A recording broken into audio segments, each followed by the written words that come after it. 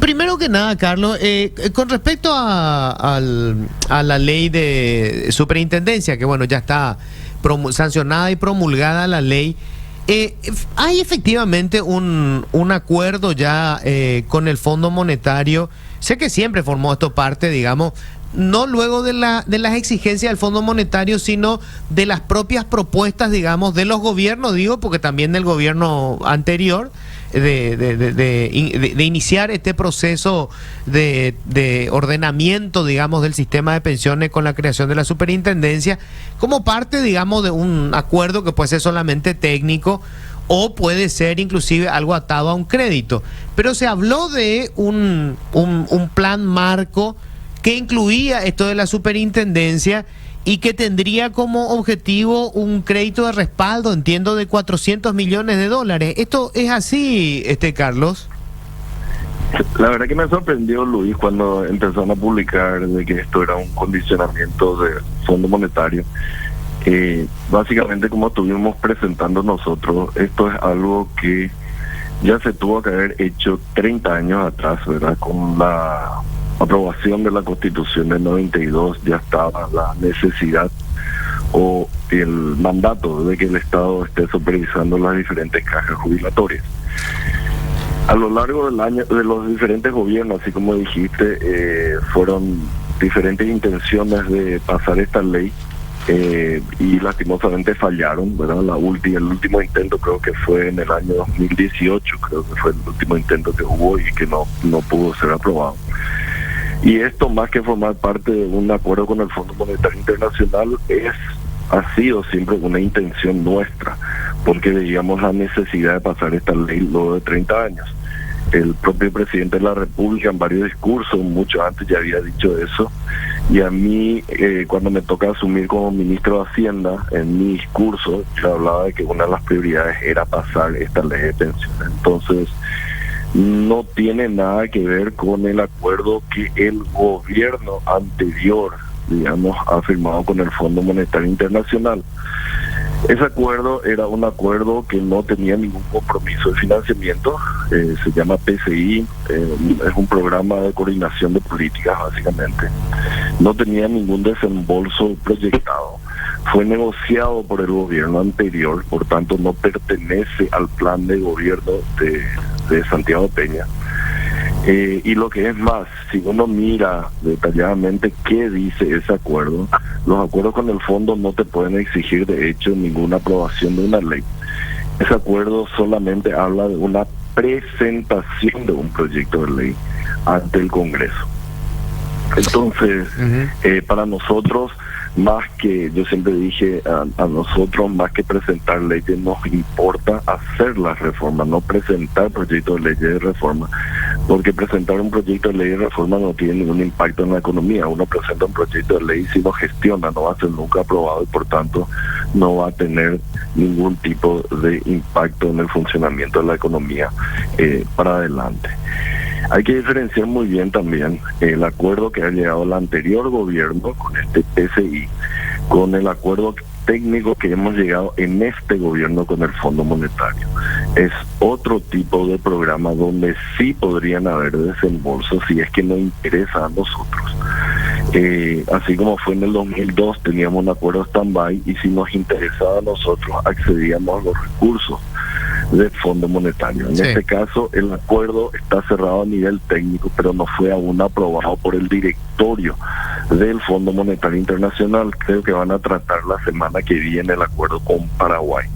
Y es un instrumento totalmente diferente y que tiene otro tipo de objetivos. Habla más de crecimiento sostenible, habla más un poco de preservación del medio ambiente, pero antes de que me salte la gente, no tiene nada de ideológico, sino que habla de cuestiones que son muy importantes, yo creo, para el funcionamiento de la economía en términos ambientales. Pero, por ejemplo, está la necesidad de instalar por lo menos 4.000 medidores eléctricos automáticos por parte de la ANDE, fomentar el uso de la energía limpia y renovable, cuestiones que creo que nadie puede estar en contra de eso.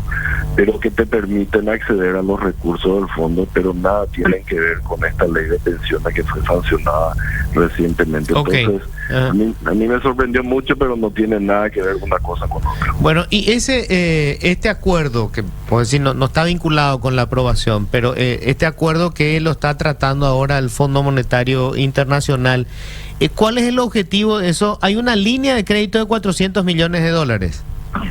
Hay una línea de crédito disponible. Nosotros necesitamos para el año que viene, de hecho, para fondear el presupuesto, y también acordate que tenemos los 600 millones de la ley de medida extraordinaria, que es para el pago de deuda, digamos, deuda atrasada. Sí. Entonces estos son recursos de libre disponibilidad en condiciones financieras muy favorables. Son a 20 años de plazo, con 10 años de gracia, y la tasa de interés creo que está entre 2 y 3%. Entonces son recursos bastante baratos para hacer cuestiones que de todas maneras tenemos que hacer nosotros, y te dejan acceder a estos recursos. Entonces nos pareció que muy oportuno de que, así como dije siempre, vamos a buscar el medio más barato financieramente para hacer frente a todas las necesidades de financiamiento del año que viene. Y bueno, el Fondo Monetario está disponible ahí con esta línea de financiamiento, y por eso llegamos a un acuerdo. A ver, adicionalmente vamos a emitir en el mercado local también los bonos tradicionales en el mercado extranjero. Entonces estamos viendo de tal manera a llegar a llenar esa necesidad de financiamiento que tenemos. Sí, es que digamos, a comienzos de año el Fondo Monetario aprueba esto. ¿Ustedes tienen que pedir una ampliación presupuestaria para meter estos recursos, o cómo es la cosa? No, porque ya te autoriza, digamos, el presupuesto. Digamos, el presupuesto no te dice que tenés que financiarte con bonos, sino con bonos, con líneas de financiamiento multilaterales u otros medios, ¿verdad? Para la parte de financiamiento, justamente el presupuesto te da la flexibilidad de que vos busques la mejor manera de financiar el déficit. Y eso es lo que estamos viendo, no hace falta aumentar. Está autorizado, digamos, por la ley de medida extraordinaria, $600 millones, y eso puede ser bajo cualquiera de las formas de financiamiento. Entiendo. O sea, eventualmente, digamos, esos 600 millones que podían haber sido todo emisión de bono, esto puede ser directamente hacer uso de esta línea de crédito del Fondo Monetario. Así mismo, como anteriormente se usó parte cuando había que financiar el déficit, algunas líneas de crédito del BID o del Banco Mundial. Pero la línea con el fondo va en la medida en que se vayan cumpliendo algunos objetivos. No está disponible 400 millones de una vez. Los primeros objetivos están para julio del año que viene, los siguientes para diciembre, y después para el siguiente año 2025. Entonces va a cubrir solamente parte, no es que los 400 están disponibles desde el mes de enero. ¿Cuáles son los primeros objetivos hasta julio? Los primeros objetivos justamente está la parte de por ejemplo, de esa parte de la colocación de los medidores eléctricos por parte de la ANDE, automáticos por parte de la ANDE, que son creo que 4.000, pero el objetivo es meter 30.000, creo que eso lo vamos a poder cumplir. Después una serie de medidas que tiene que hacer el Infona. El Infona está teniendo algunas medidas muy interesantes con respecto, ustedes vieron lo que fue el uso de tierra con respecto a la parte de la soja. Ellos están dispuestos, están libres, casi listos como para mandar otros objetivos de medición de uso de tierra, ya no solamente para la región oriental, sino para la occidental. Ese tipo de cosas está metido dentro de lo que es el acuerdo con el fondo. En la semana que viene nosotros vamos a hacer público exactamente todos los condicionamientos una vez que discuta el directorio y apruebe ese programa con Paraguay. Pero no hay nada raro ahí. Carlos, ahora que la ley está promulgada, ¿en qué momento entra esto a funcionar? Y sobre todo, ¿qué van a hacer con algunas cuestiones que a mí me llaman mucho la atención? Ayer me confirmaba desde Cajubi, lamentablemente no quiere hablar gente de Itaipú, que efectivamente el directorio anterior de Itaipú aprobó ir haciendo unos aportes desde la Itaipú para cubrir un déficit actuarial que tiene la Caja de Jubilados de Itaipú, cuando se hace una proyección en el largo plazo, el déficit es de más de 1.000 millones de dólares. Y hay un acuerdo básico de hacer el aporte, de meter en el presupuesto como gasto operativo un aporte de más o menos 50 millones de dólares año en los primeros 15 años, y después siempre según esta proyección se estaría haciendo un aporte menor. Ahora, eso significa que la Itaipú aumenta su costo operativo, lo cual significa una tarifa que tiene que ser un poco más alta, lo que significa que en definitiva nosotros cuando pagamos la luz vamos a estar pagando, digamos, ese aporte, entre comillas, para cerrar los agujeros que tengan los cálculos actuariales de la caja, que beneficia a una minoría de la población, a un grupo minúsculo que tiene un tratamiento diferenciado, que tiene seguro beneficios excepcionales. Esto lo están analizando ustedes como gobierno, porque si vamos a hablar de ordenar el sistema previsional, para mí no es admisible que un Estado que no puede darle 600 millones de dólares al IPS, en donde está la mayoría de la gente que tiene seguro social, va a destinar 1.000 millones de dólares en 15 años para un grupo minoritario de potenciales jubilados. Sí, Luis, justamente el objetivo de esta ley es tener una autoridad regulatoria en donde, como primera medida, empieza a pedir la información como para tener una evaluación exacta de cuál es realmente la situación de las diferentes cajas. Mencionaste Itaipú, pero creo que saltó también de manera pública lo que ha sido el préstamo a una empresa de electrodomésticos, ¿verdad?, por parte de la caja de la ANDE. Sí. 10.000 millones que ahora tuvo que demandar. Y eso que nos enteramos sin ser, digamos, reguladores de esas cajas. Una vez que uno ya tiene la autoridad para regular, puede pedir información y hacer una evaluación realmente, no solamente de los préstamos que estuvo dando, de las inversiones que han hecho estas cajas, sino también de eso que mencionaste, del cálculo actuarial, para ver si son o no sostenibles las diferentes cajas a lo largo del tiempo.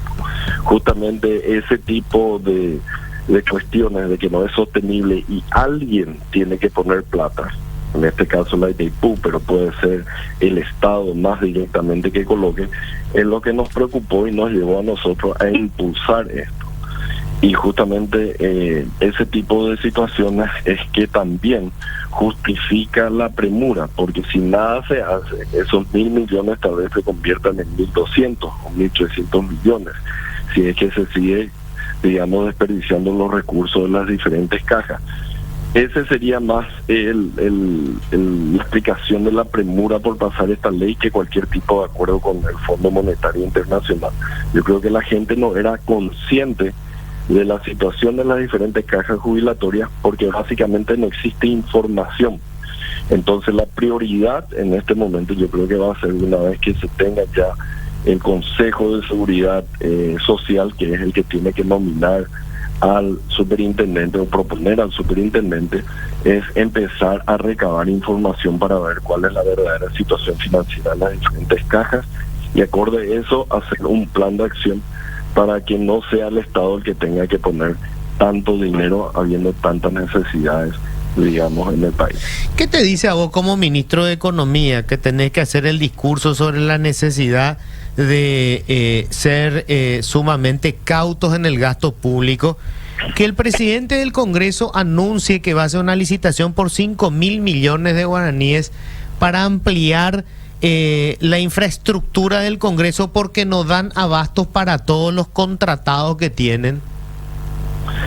Mira, nosotros estamos haciendo un gran esfuerzo tratando de contener la cuestión del déficit fiscal y del malgasto en lo que nos tocó a nosotros. Por ejemplo, la presentación que hicimos el día miércoles o martes, no, el día martes, perdón, que hicimos en el Banco Central. Ahí justamente veíamos ya cómo se notaba el esfuerzo que está haciendo el gobierno para decrecer o para disminuir el crecimiento de algunos gastos que creemos que no son productivos, como la parte de el personal, la parte de contrataciones y demás.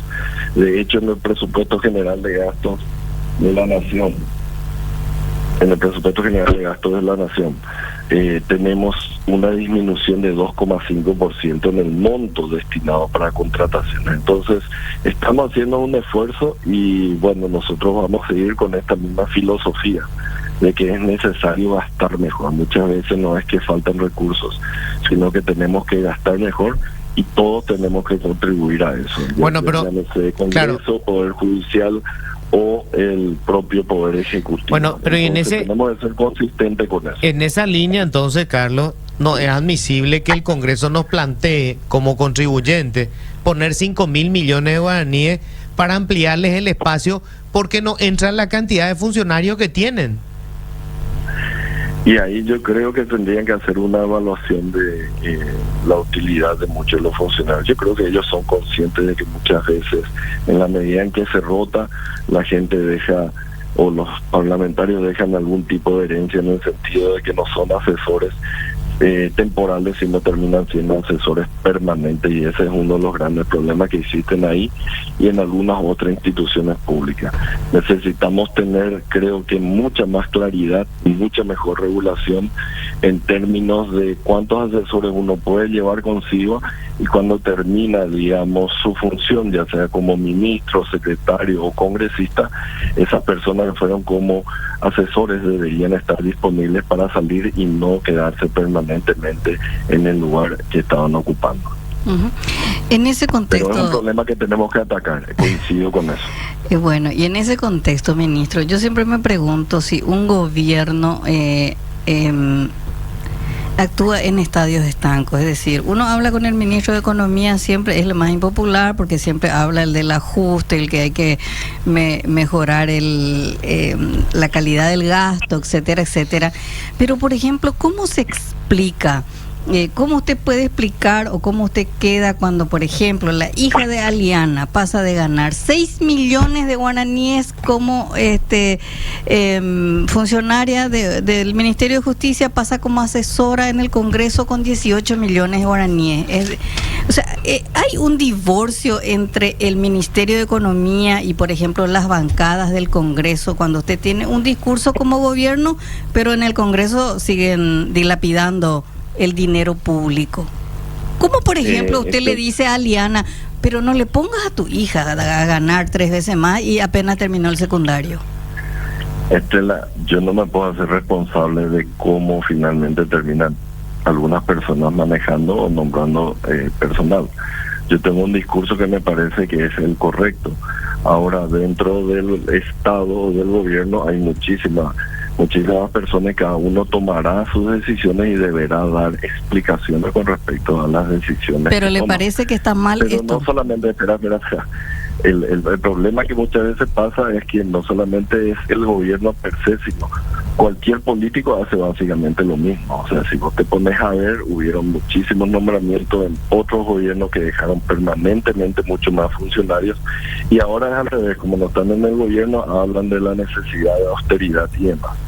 Entonces, a mí me corresponde seguir pasando este discurso de que no existen suficientes recursos y que tenemos que ser muy cautos en la forma en que estamos gastando, porque salimos de una pandemia, tenemos muchos problemas de financiamiento y necesitamos ser mucho más cautos. Ahora, pero de ahí yo Carlos, ya no puedo controlar qué terminan haciendo. Claro, ahora Carlos, fíjate vos, el vicepresidente de la República es el nexo con el Congreso. O sea, él es el que tiene que ir a llevarle al Congreso el discurso de la austeridad.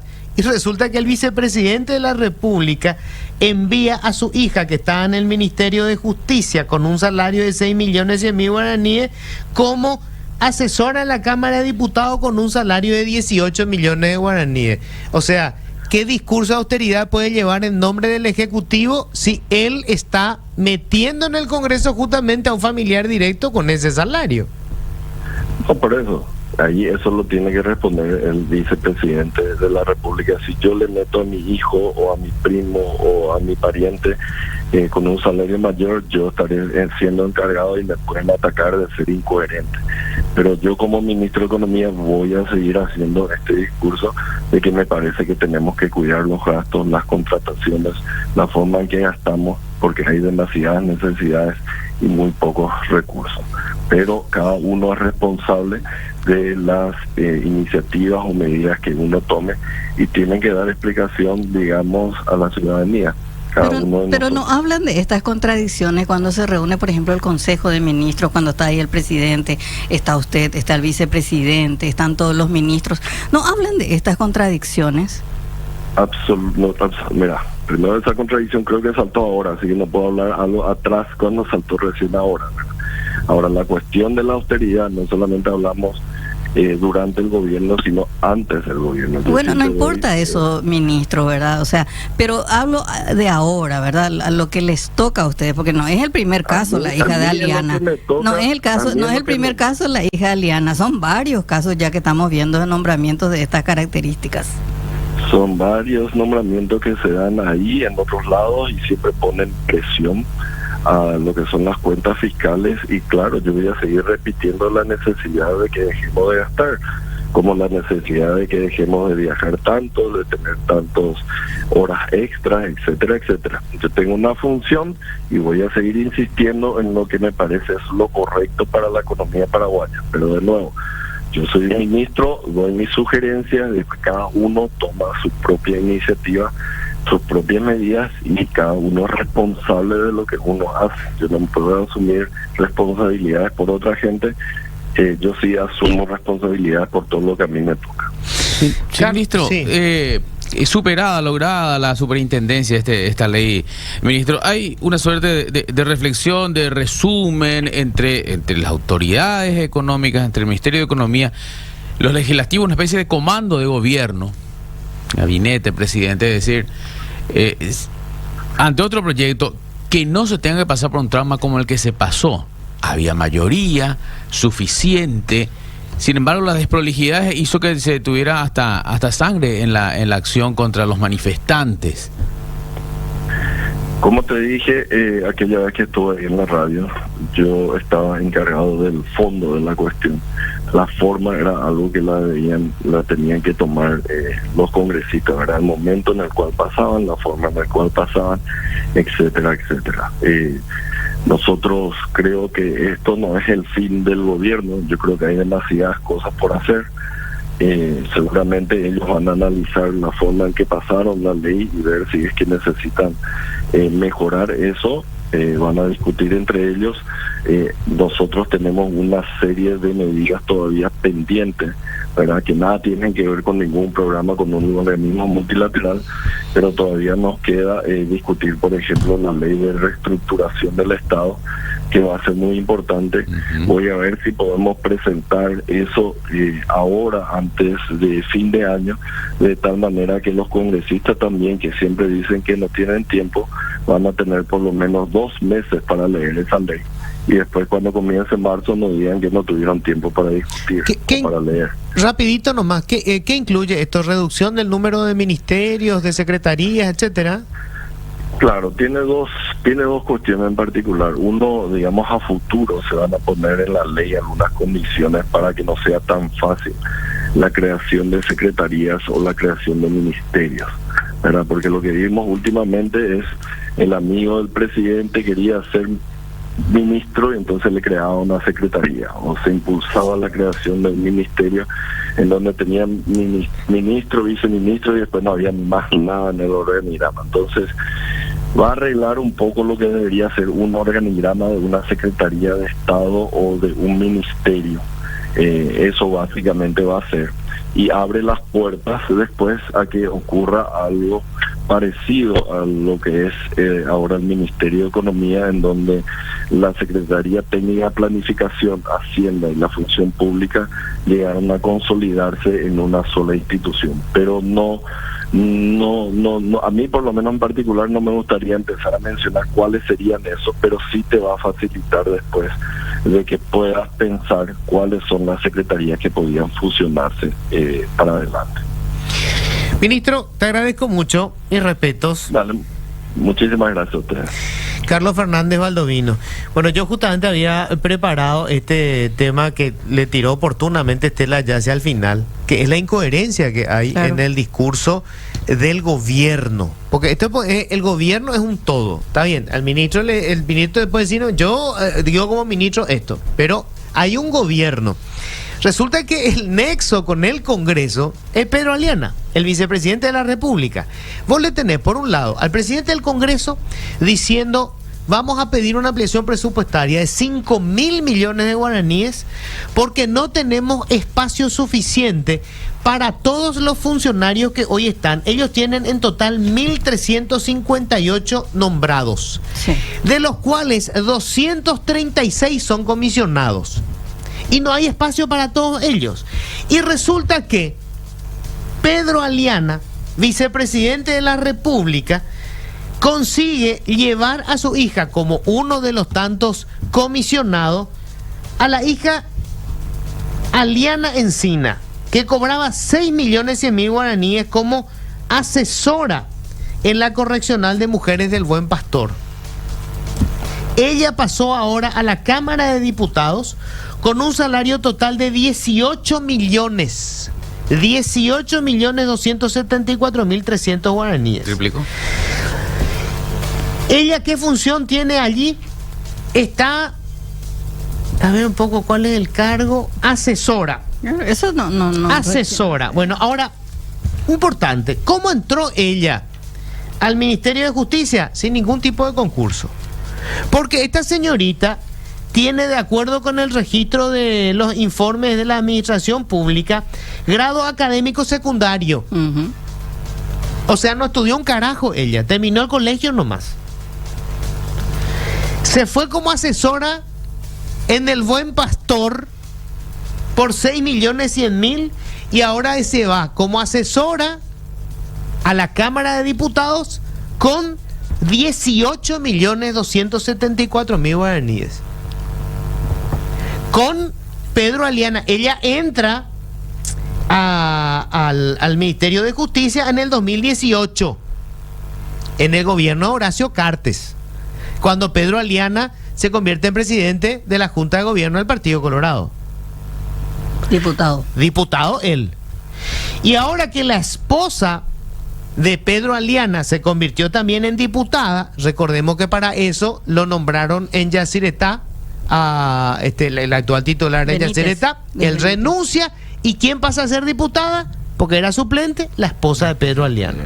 Y ahora la hija se va, la hija que lo único que tiene es un título de secundaria, es decir, ella es bachiller humanística, se va con un salario de 18.274.000.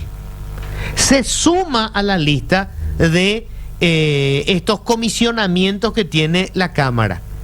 Y obviamente hace a el exceso de población de funcionarios que refiere Beto Velar para pedirnos ahora que pongamos 5.000 millones de guaraníes para ampliar las oficinas del Congreso para meter más gente. Todo el discurso de austeridad que puede hacer Carlos Fernández se va a la mierda, se va por el caño. Entonces nosotros le podemos decir al vicepresidente de la República, con todo respeto, ya piró Aliana.